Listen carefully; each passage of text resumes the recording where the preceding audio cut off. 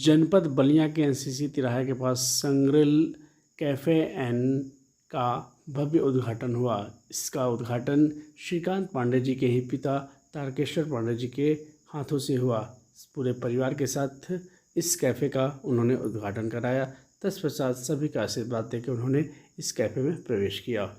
पेश है सीधा समाचार चैनल की विशेष रिपोर्ट।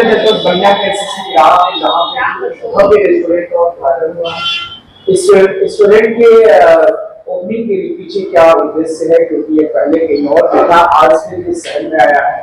गांव से हटके शहर में आने के पीछे का दौर के बारे में हम चर्चा करेंगे और आज दोबारा इन्होंने शहर में ओपनिंग की एनसीसी कराते उनके ऑनर से बात करेंगे कि आखिर इस यहाँ पे आने का मतलब उद्देश्य क्या, हम चर्चा करेंगे। पहले उनसे जानते हैं उनके बारे में। तो क्या नाम है सर आपका? मेरा नाम श्रीकांत पांडे है। तो श्रीकांत जी, पहले तो मैं अपने चैनल की तरफ से आपको ढेर सारी बधाई देना चाहता हूँ। बहुत बहुत धन्यवाद। और एक और चीज जानना चाहते हैं कि आपने इस अपने सेक्स और सैंडविच जो नाम दिया अभी जो संडीला मुझे दिख रहा है तो लोगों में, तो संडीला ही नाम क्यों दिया? इसके नाम के पीछे कुछ है खास है या फिर आपने इसका कुछ इसके पीछे कुछ होगा रहस्य में जानना चाहता हूँ। पहली बात तो ये सैंग्रीला नहीं है, ये सैंग्रिल है। और सैंग्रिल के पीछे नाम रखने का उद्देश्य हमारा था क्योंकि हम दोनों को सैंडविचेस बहुत पसंद है और सैंडविचेस हेल्दी तरीके से कैसे सर्व किया सकता, तो हमने उसको ग्रिल कल्चर को हम चाहते थे कि सैंडविचेस हो, बर्गर्स हो, पिज्जा हो, जिस तरीके से ये फास्ट फूड सर्व होते हैं मोस्ट ऑफ द सिटीज में बहुत ही अनहेल्दी होता है, तो उसको कैसे हम थोड़ा सा कम अनहेल्दी करके उसको बेटर तरीके से प्रेजेंट कर पाए। तो हमने ग्रिल, हर जो हमारा बर्गर भी होता है वो भी ग्रिल करके देते। उससे होता है क्या है कि ज्यादा अननेसेसरी ऑयल्स का यूज नहीं होता है, तो हमारा सैंडविचेस और ग्रिल से मिला के हमने सैंग्रिल बनाया था। आप अपने हस्बैंड को किस प्रकार से योगदान दे रही है? देखिए, पहली बात तो ये कि ये हम दोनों ही चाहते थे इसको स्टार्ट करना, क्योंकि हम यहाँ आए तो हमें सच में वो जो कभी खली थी कि यहाँ पे तो खाने के लिए कोई ऑप्शन नहीं समझ में आता था कि कहाँ जाए। बर्गर खाना है तो कोई ढंग का ऑप्शन नहीं है। तो फिर मेरे दिमाग में आया कि मेरा इंटरेस्ट भी था, तो मैंने सोचा कि कुछ ऐसा स्टार्ट करते हैं। फिर उसी दौरान ये काफ़ी ज़्यादा डाइटिंग पे जोर दे रहे थे, साइकिलिंग काफ़ी ज़्यादा कि वेट यूज करना है, साइकिलिंग करनी है। तो ये काफ़ी लंबे स्टेज में साइकिलिंग करते थे, तो कभी कुछ ऐसा बन जाए तो अवॉइड करते हैं, मैं अनहेल्दी नहीं खाऊंगा। तो फिर मैंने सोचा कि सैंडविचेस को हेल्दी तरीके से बनाया जाए ताकि डाइटिंग वाला भी खाए तो प्रॉब्लम ना हो। तो इस तरीके से फिर वो एक्सपेरिमेंट हुआ, लोगों को पसंद आया, बहुत सारे लोगों ने पसंद किया, तो लोगों तक पहुँचाया जाए, मार्केट तक पहुँचाया जाए। तो इस तरीके से हमने इसको स्टार्ट किया। और जहां तक योगदान की बात है, ये क्वेश्चन आपको मुझसे पूछना चाहिए था। ज्यादातर योगदान इन्हीं का है क्योंकि ज्यादातर रेस्टोरेंट या होटल्स जो चल रहे हैं बलिया में चाहे कहीं भी, वो सारे कारीगर पर निर्भर। बट हमारे यहाँ सब कुछ मैम खुद बनाती हैं अपनी निगरानी में। सारा कुछ का रॉ मटेरियल खुद हमारे इन हाउस तैयार होता है और हम वही चीज सर्व करते हैं कस्टमर्स को जिससे हमें कॉन्फिडेंस होता है कि नहीं, ये अनहेल्दी नहीं है, ये स्वास्थ्य को लेके हानिकारक नहीं है। तो सारा कुछ मैम खुद बनाती हैं।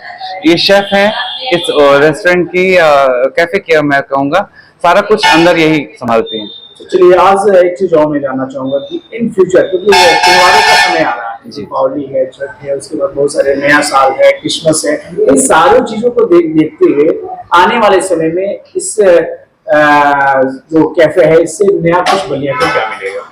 तो एक ऐसी जगह मिलेगी जहाँ पर लोग आके अपना क्वालिटी टाइम स्पेंड कर सकते हैं। अगर किसी को कुछ ऑफिस का काम भी करना है तो आराम से आके शांति से बैठ के कुछ हल्का फुल्का खाया पिया अपना काम कर लिया। उसको ये नहीं मजबूरी होगी कि मैं जा रहा हूँ, बैठ रहा हूँ, तब मैं जो रेस्टोरेंट गया हूँ खाने गए हैं, ये वाला कल्चर नहीं होगा। कैफे में जैसा होता है बहुत ही प्लेजेंट और चिल मोड जिसको कहते हैं कि आप आराम से आइए, बैठिए, एंजॉय करिए उस एनवायरनमेंट को, उस एम्बियंस को, और फिर आपको जो पसंद है आप खाइए। और खाने में भी हम ऐसे बहुत सारी, अभी तो आज तो नहीं, लेकिन आने वाले समय में और भी बहुत सी चीज़ें इंट्रोड्यूस करने वाले हैं, नई डिशेज, मोस्टली कॉन्टिनेंटल नहीं होंगी, जो टेस्ट वाइज मुझे आई एम श्योर कि अभी तक बलिया में वो नहीं होंगी।